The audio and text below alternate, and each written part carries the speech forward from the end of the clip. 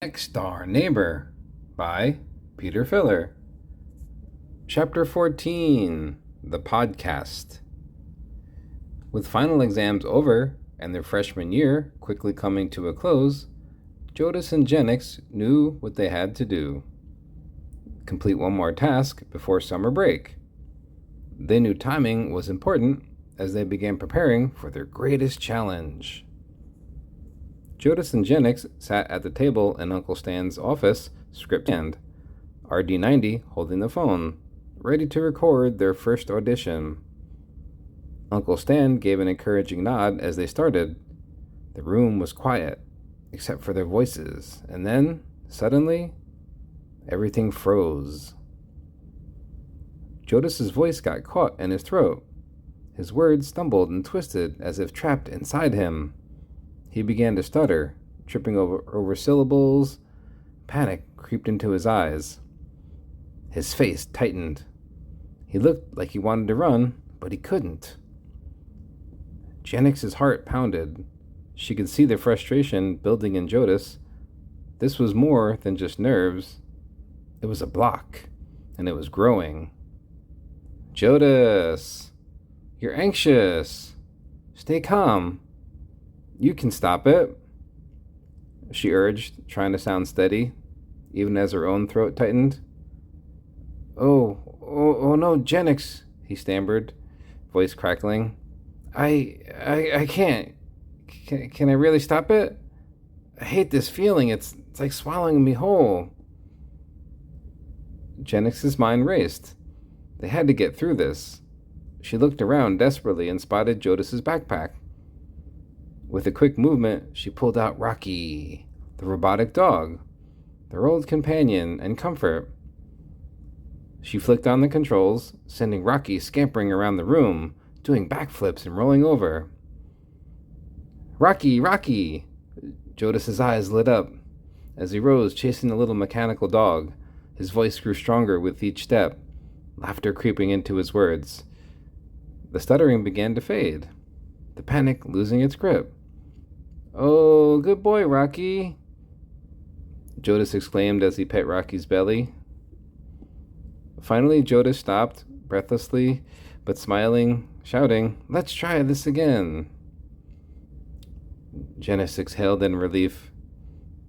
They had turned the tide. With RD90's steady hand on the recorder, they began again. This time, their voices flowed, perfectly, clear, confident, powerful. They finished their demo in just one take. Neither of them needed to hear it to know it was perfect. We've got the promo for our show, Uncle Stan, Jennings explained. Would you help us pitch our show to the executives at the radio station? Uncle Stan thought for a moment, scratched his head, and replied, Of course I will help you. Anything for the mission. Isn't that right, RD90? RD90 replied, All for one for all. Uncle Stan spent the next couple of days pitching their radio show to the executives at Houston Public Media. He persuaded the president of public relations, David Miller, to listen to Jodis and Jennings' podcast. Uncle Stan got Mr. Miller's email, and he sent the recording off. Jodis and Jennings' hearts were pounding, hoping this would be their first step towards something bigger, something that could change everything. The next day, Uncle Stan's phone rang, and Jodis' heart nearly stopped. It was David Miller. His voice was warm, but there was an edge of excitement. I've listened to your podcast, and I love it. We want you, Jennings, and Uncle Stan to meet us with the station owner tomorrow. Can you come in? Without hesitating, Jodis exclaimed, We'll be there. Actually, hang on. Jodis called out to Uncle Stan. Uncle Stan, it's David Miller from Houston Public Media. He's inviting us all to the radio station tomorrow. Uncle Stan walks over and picks up the phone. You can count on us to be there, Mr. Miller. Jodis and Jennings exchanged stunned glances, locked hands, and began screaming as they jumped for joy. This was it. Their dreams were coming true. The following day, they arrived at Houston Public Media, nerves twisting their stomachs into knots. They sat in the sleek, quiet lobby, the seconds dragging as they waited alongside with Mr. Miller. Finally, the door swung open, and Mr. Fred Walton, the station owner, appeared. The four of them moved into the conference room. Mr. Walton's eyes scanned Uncle Stan and the twins thoughtfully. You certainly do have creative minds, he began. An interesting show. His tone was serious, almost weighing them, but then softened. I'm impressed by your professionalism. I enjoyed listening. He leaned forward, starting with the Bigfoot question. That grabbed my attention. You gave evidence, testimonials. Clever. Then your story about Mr. Fisher, your English teacher, and how he helped you learn persuasion. And that moment when you persuaded your Uncle Stan to stop speeding. It was personal, genuine. It showed heart. Uncle Stan blushed. Jodis swallowed hard. Thank you, Mr. Walton. The owner studied them a moment longer and then asked, Are you planning to continue this format? Absolutely, Jodis answered, voice steady but filled with hope. We guarantee it'll be interesting and entertaining. Mr. Walton nodded slowly.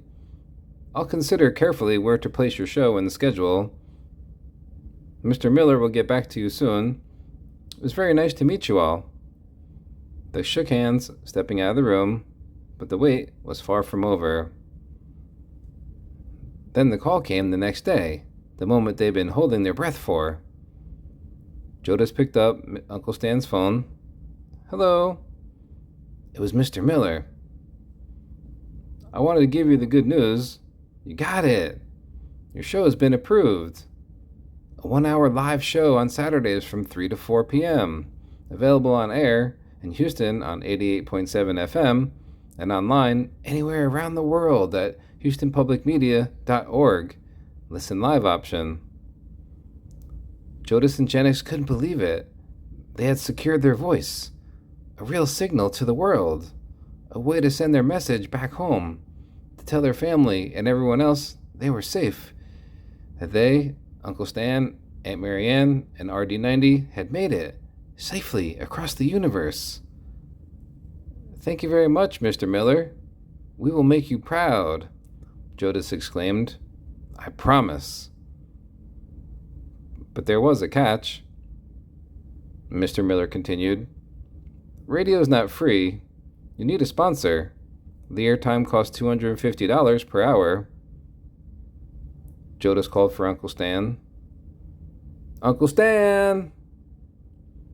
Uncle Stan came to the phone and spoke with Mr. Miller as they worked it out.